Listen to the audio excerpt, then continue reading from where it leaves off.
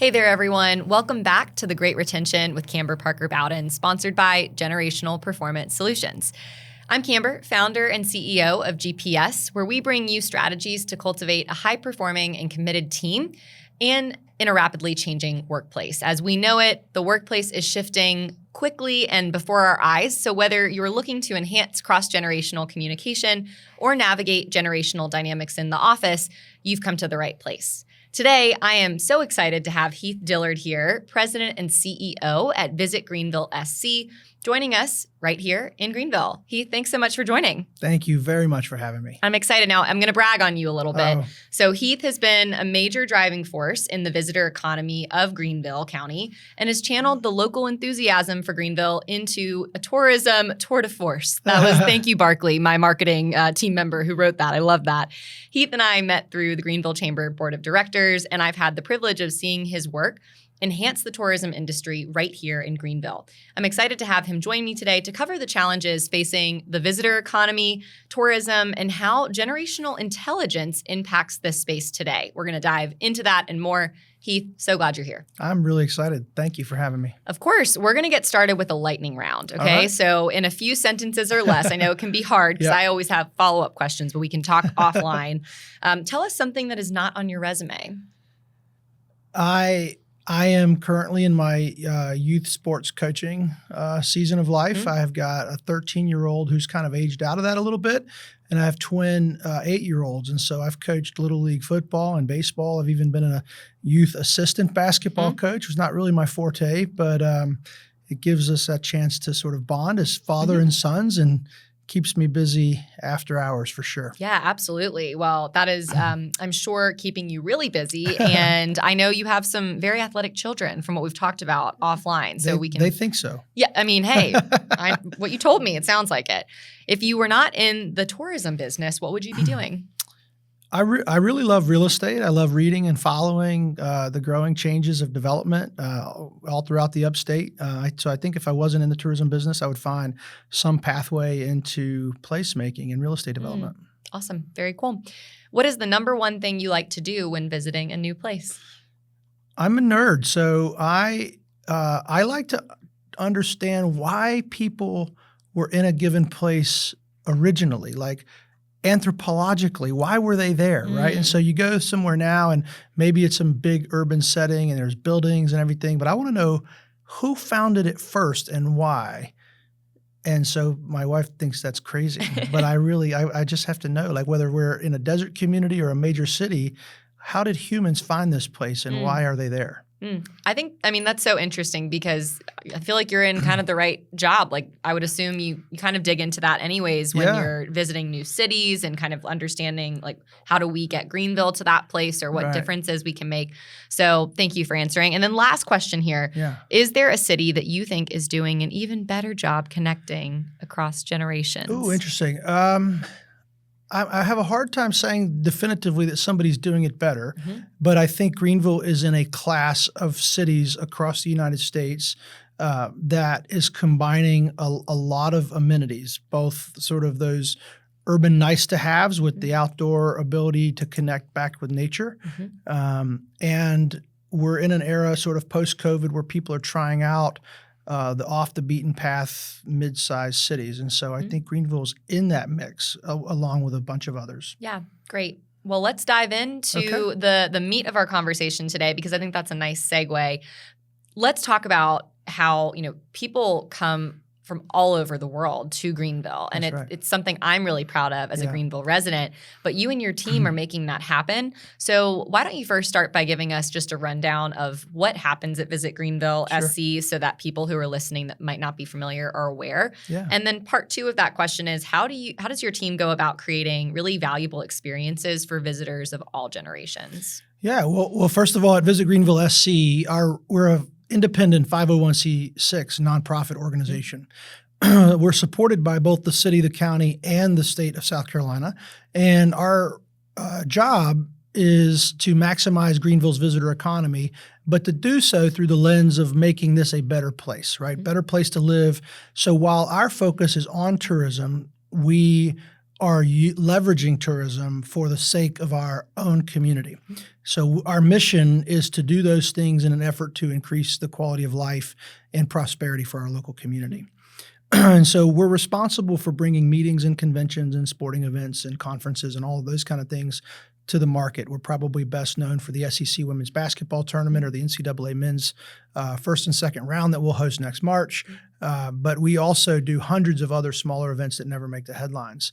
And the biggest area of our operation is really leisure tourism marketing. And so marketing and communication, maybe we'll be blamed for all the lists and accolades that we get, but we work really hard to make sure the rest of the country knows just how special Greenville is as a place. And so that's really what we're here for. And we believe in the power of tourism and the positive impacts that it makes on our community. Yeah.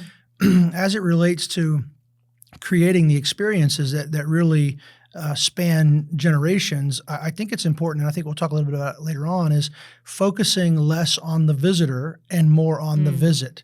And how do we work with our partners to ensure quality of visit? And so an example of that might be is you may have someone in the boomer generation where time and money is in more abundance than somebody earlier in their career and in one of the younger generations.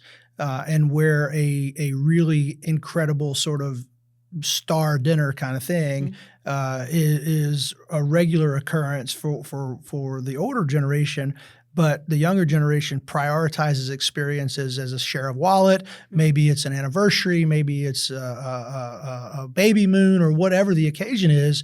And so the reason is less important and the demographic is less important and the visit is what we really want to focus on.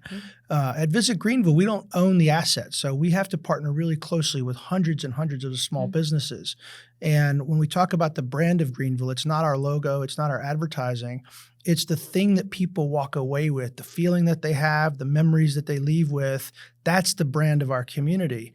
And we don't own it. No one owns it. And we work very closely with lots and lots of people to ensure that it's felt in a similar way that we communicate. Yeah, thank you. So well said. And I think that's so important, right? It's not about like how old these people are as much as we want the same quality for everyone. And that's right. I think you mentioned something that is kind of going to this next question that I have, which is what makes a city a great place for all generations? And you already kind of started alluding to that, right?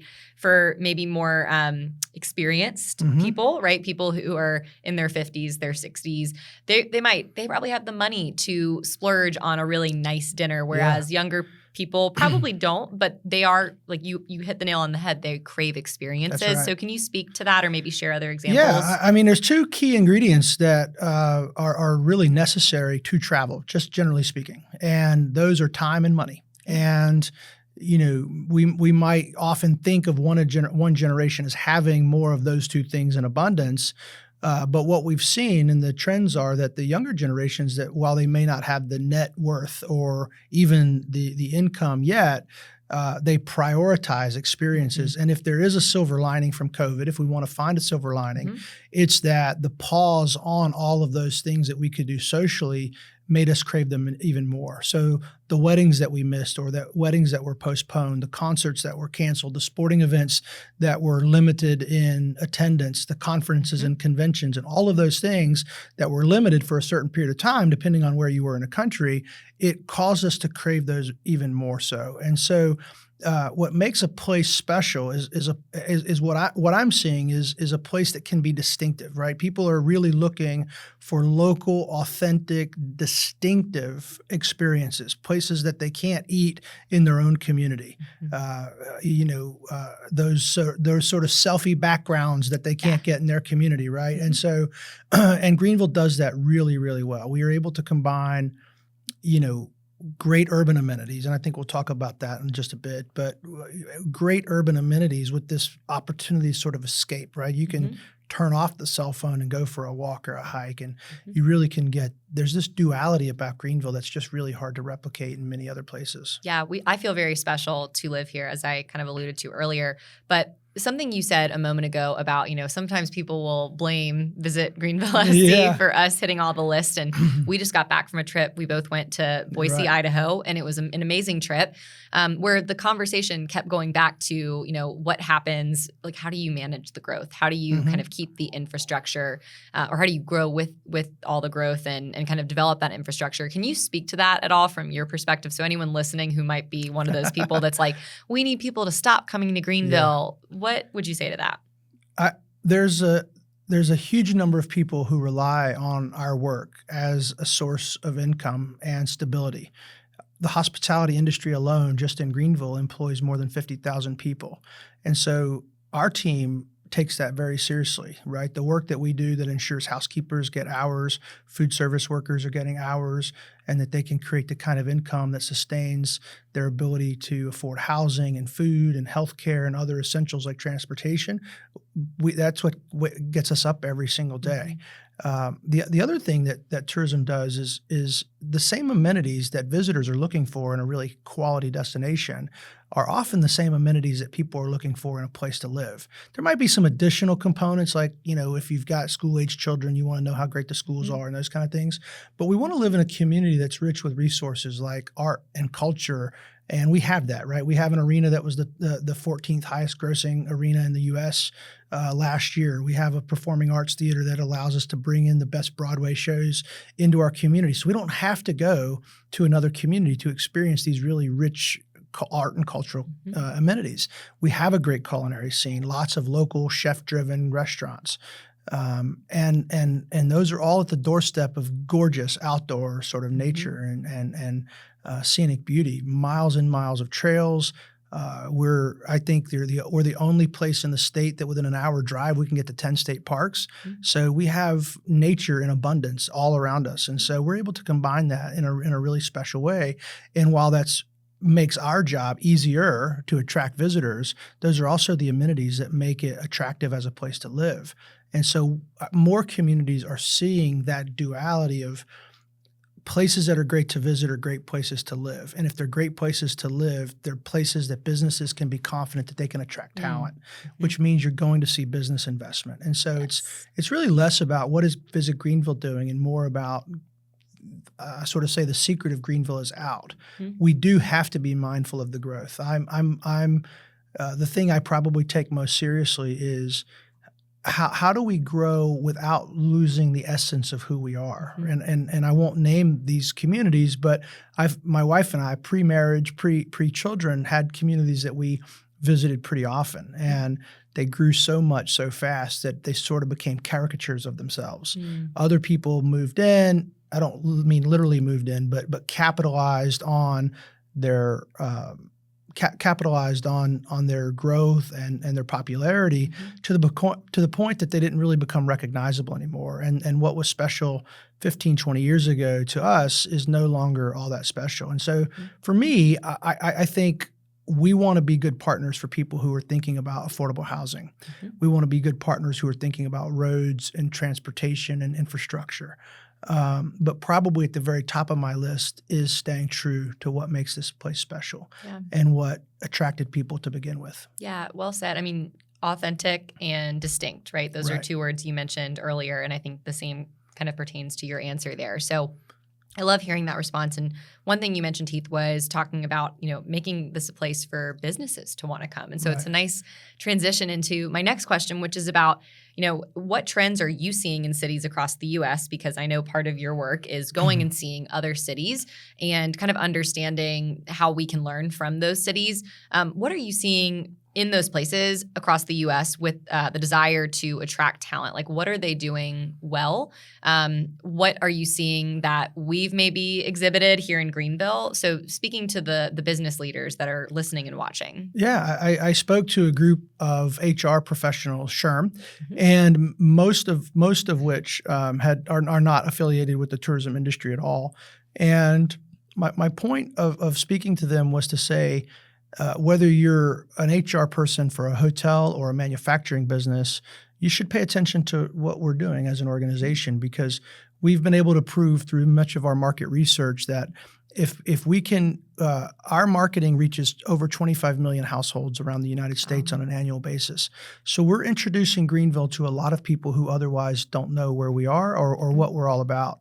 And we've been able to exhibit research that suggests that just by introducing people with our paid advertising, that we can begin to change people's mind about things that we never talk about. So we talk about considering us for a visit, but the imagery that we use and the videography that we use and the beauty of our place speaks to those elements that I said earlier.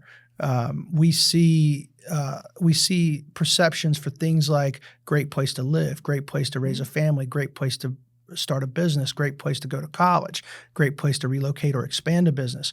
None of those are things that we or our advertising talk about, but we've seen as much as 700% growth if we can move someone through the funnel of largely unfamiliar with Greenville and unaware to seeing our advertising and taking a trip here and experiencing the community for themselves. A 700% increase in perception of those things that I mentioned earlier.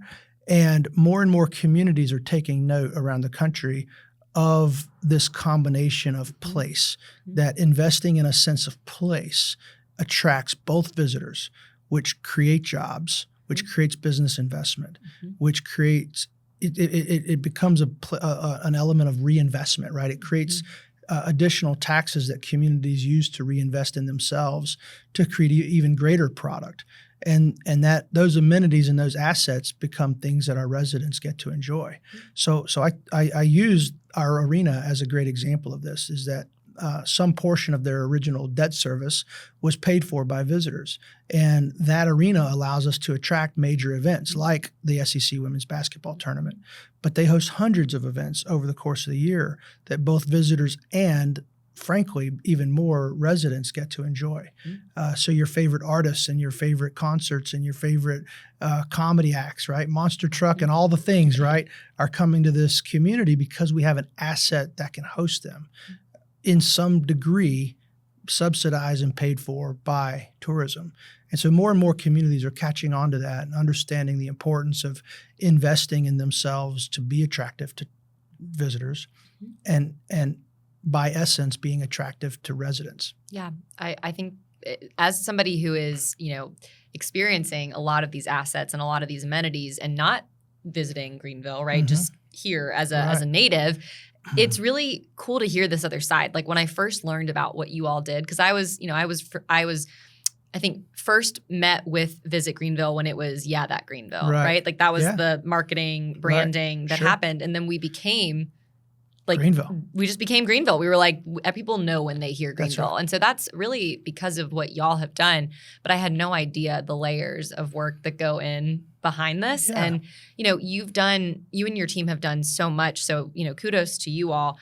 One thing I wanted to know a little bit more about, you brought up generations earlier and how, you guys don't necessarily look at age when you're kind of creating these experiences because you're just trying to create the best quality experience. Right. But let's say that wasn't the case, right? Sure. What have you seen that in the tourism industry, whether it's in Greenville or beyond, what have you seen other people maybe getting wrong about generational assumptions? Yeah. And can you talk a little bit about that?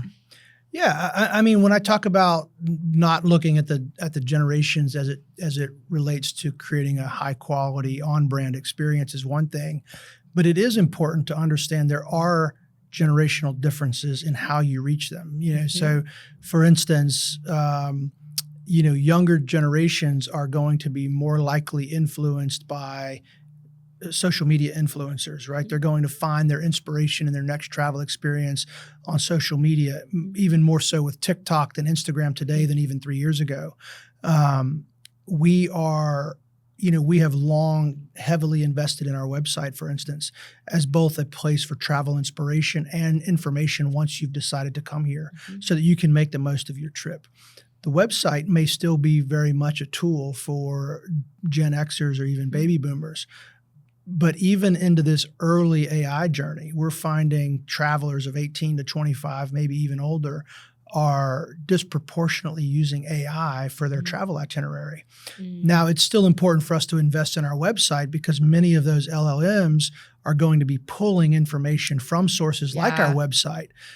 But website as a metric of our success may become less relevant in the next 5 to 10 years because they may never make it to our webpage, right? Mm-hmm. 3 years ago, if you were to Google things to do in Greenville this weekend, I could almost bet you that VisitGreenvilleSC.com would be the top page served on Google. If you do that today, Google's Gemini is going to give that for you, right? And so there may be enough information in the AI summary where you never feel the need to click on our website. And the trust that a younger generation has in that information is going to be greater than somebody who may be older. And so meeting people where they are and how they learn about our destination and where we can introduce Greenville to them, there are nuances and there are differences. But once they arrive in the market, we want them to have that high quality, the standard for the experience that they have doesn't change, but how we reach them and how we introduce Greenville to them and where we find them within the trip planning funnel might be different. Yeah, that's sorry, go ahead. No, go ahead. That's super interesting to hear because I was not sure where you were going to go with that answer. But I mean, yeah, AI absolutely is like impacting the industry. And I love that you mentioned there's differences in how you market to these generations because that's a big point of what we do and what we teach. So love to hear that. Not shocked that you're doing that, but that's really helpful for me to hear. We're taking a quick break for today's episode to share something really special. If you have not yet heard, my book, The Generational Advantage, hit shelves this September, and it really focuses on generational intelligence. Yes, generational intelligence. And so if you like this podcast, if you like learning about generations in the workplace, it might be time to take your own generational knowledge and intelligence to the next level. We have a book for that. The book, The Generational Advantage, really does unlock the secrets to multi-generational leadership. From Gen X to Gen Z, workplace expectations are shifting really fast, and my book is here to help you with the tools, insights, and strategies to not just navigate this complexity, but to thrive in it. Order it now everywhere books are sold and start building your team's performance across generations. Visit thegenerationaladvantage.com to learn more. So one of the things that I've always told people, I think I actually wrote a blog about this like years ago, like 5 or 6 years ago when I first started my business, about how I really believe Greenville is such a rich place for all stages of life, right? Like, which we've talked about a little bit, but I mean, this is a great place for kids. It's a great place for people that have young children. I think it's great for people who are retired. My parents moved down here, right? Like in the past 2 years, my brother moved down here, which happens a lot. There's a lot of people that migrate as soon as chain migration, right? Yeah, chain migration. Absolutely. And so, that's definitely feeding into this greater conversation that we're having. We have data. It was interesting because we've heard so many anecdotes of I took a trip here for a girls' weekend and fell in love with the place and called my husband to say we're moving to Greenville, sort of sight unseen. And I heard so many of those anecdotes that I tasked our team with doing actual research to understand it better. Tell us. And what's really interesting is when you hear of our community leaders from a generation ago talk about the visioning and the courage to transform this community, oftentimes you'll hear the anecdote that we wanted to build a place that our children would come back to, right? That was the inspiration for the work that they put into transforming Greenville. And when we look at data and we understand, we've been doing a resident sentiment survey now for over 3 years. We've recently brought that in-house so that we can do it more often, keep our finger on the pulse of our local community. We started to ask this question: how long have you been in the community and what originally brought you here, or are you a native? And what we found is that people who have been in the community for 10 plus years, if they're not a native, largely came here for work, right? So maybe not forced, but highly recommended move. And if you've been here in the last 2 to 5 years or sooner, you've come here for family. And so what I'm seeing is both sort of a younger Xer, millennial, and even those that are just recent college graduates that have grown up here are boomeranging back to this community. The inspiration that their parents and grandparents had to build a community that they would return to has manifested itself, and it's here, and they're coming back. Well, as those people move through stages of life where they marry, have children, do those kind of things, and if they're not from here, the grandparents and parents-in-laws are following. And so it is really interesting that the data supports the anecdotes of just exactly what you described in your own family is you move here because there's a certain quality of life.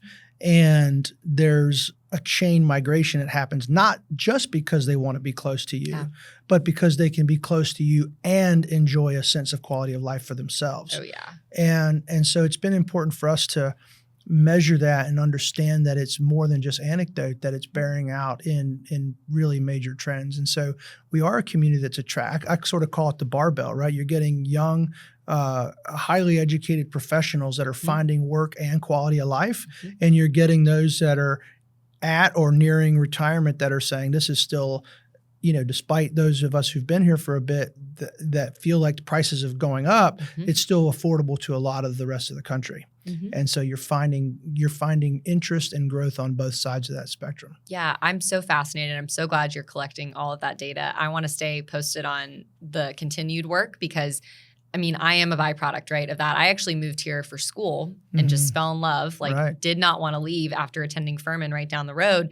And I just think, a lot of my peers, there are plenty of Furman grads from my year that stuck around. Right. And there are a lot of Furman grads in general in Greenville, which I love. But a lot of people left that, right after we graduated. They wanted to go to Charlotte. They wanted to go to Atlanta, Nashville, New York, Boston. And some people have stayed. But there are a lot of people that come back. They came back from my wedding. They came back for baby showers and bridal showers for friends. And they're like, man, this is not the Greenville I left. And so there's this evolution that happens. But I love that.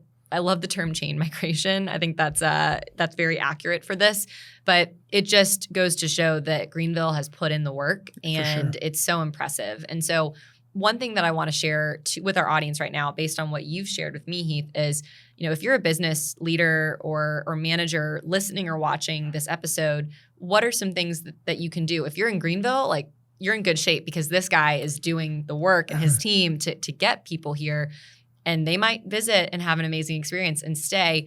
But what about those people that are not from here? What can they do to focus on attracting talent? Some things that you've shared, right, are do you have a place that's distinct? Yeah. Do you have a place that is authentic to itself?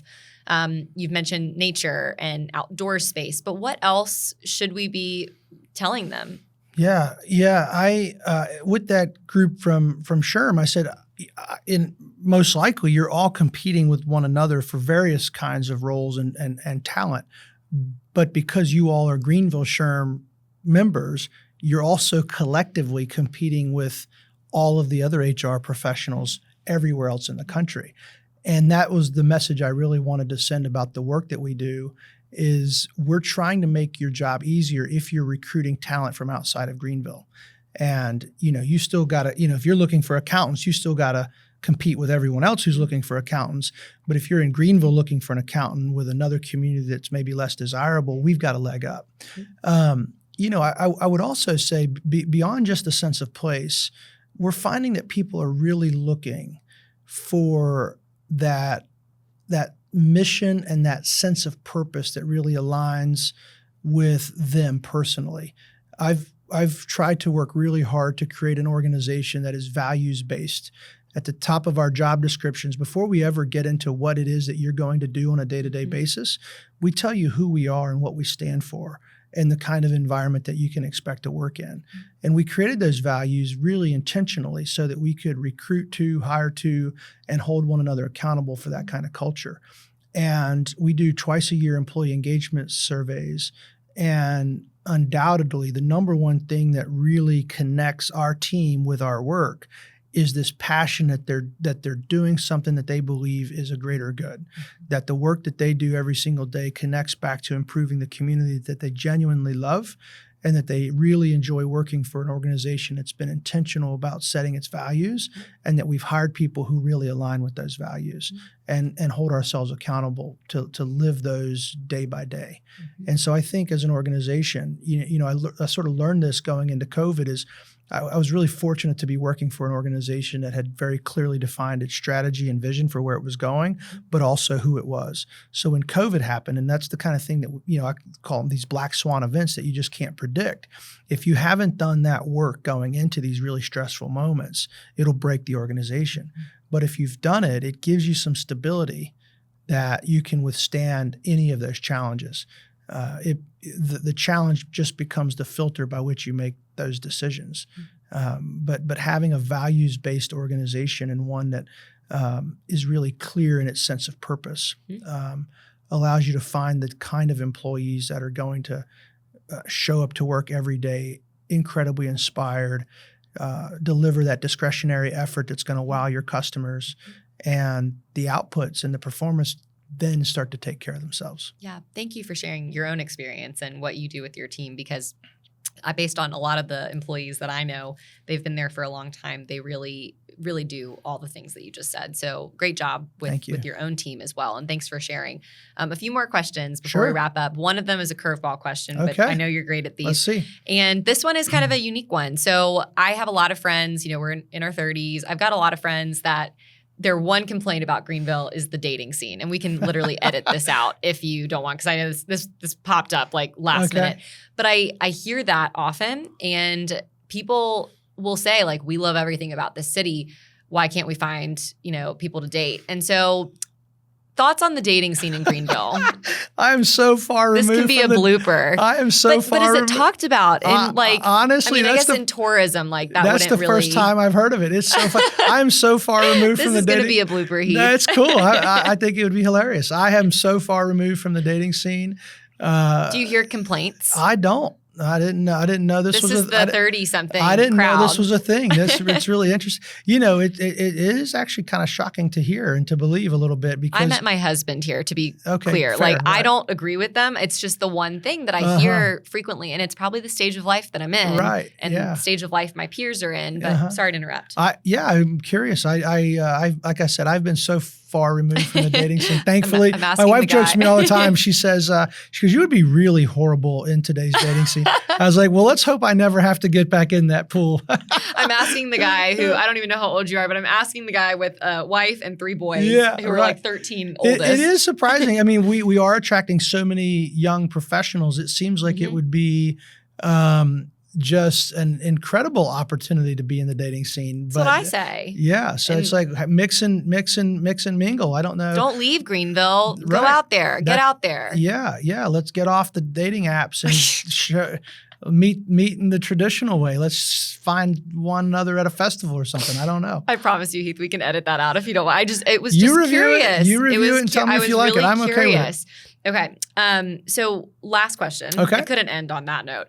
Last question is about change. Okay. And a lot of what we do with our work in the generation space is all about really the shifts in the generations in the workplace is all about change management. If you can be aware of who's in the workplace, similarly, if you can be aware of your own infrastructure and the amenities in your community, you will be that much further along when it comes time to reorganize and restructure. And so going back to the earlier part of the conversation when we talked about infrastructure here in Greenville, how do you think we as a community can better prepare for change? Because we know it's coming. Yeah. Are you referring to inside of our own businesses or just as a community? Both. Yeah. I think I'm a huge believer in developing our talent. And so I do believe that as an economy, we're going to see this sort of exodus over the next 10 to 15 years. And it's going to create a vacuum of leadership. And if businesses aren't developing their bench strength, if they're not developing that next generation, then we're going to have a massive void of leadership and those skills that are required to sustain these businesses for the long term. So I think as businesses, you have to think of your talent as your key asset. It has to be the asset that you invest most heavily in, particularly over the next decade plus, as generational change just naturally happens. And I think both as a business and a community, what I would say is being very clear about the North Star, right? Where are we going? Challenges come and they go, and they force the tactics to need to be reevaluated and to be pivoted to some degree, and the tactics can change. But if we're really clear about the North Star and where we're headed, and we meet people where they are, similar to the conversation earlier around how, we want the experience to be of the same standard, but how we reach different audiences in terms of introducing them to Greenville may be different. Meeting people where they are and ensuring effective communication, not only about where we're going, but their role in helping us get there, right? It's really important for me, for every single person on our team, to understand what we're about as an organization, what we're trying to achieve, and how we define success, and specifically how their role ties to that success. If I can just do those simple things and then kind of get out of their way and allow them the autonomy to navigate those challenges and to iterate and innovate, I know the performance is going to be strong. And I think that's true too for the community. There's going to be opportunities that we have certain decisions to make, and tactics and projects that come along. You talked about our trip to Boise, and one of the things that's been sort of weighing on my mind a bit here in Greenville, and certainly post Boise, is so many people can tell me what they don't want Greenville to become, but I don't know that I've had anyone articulate to me yet what they do want Greenville to become.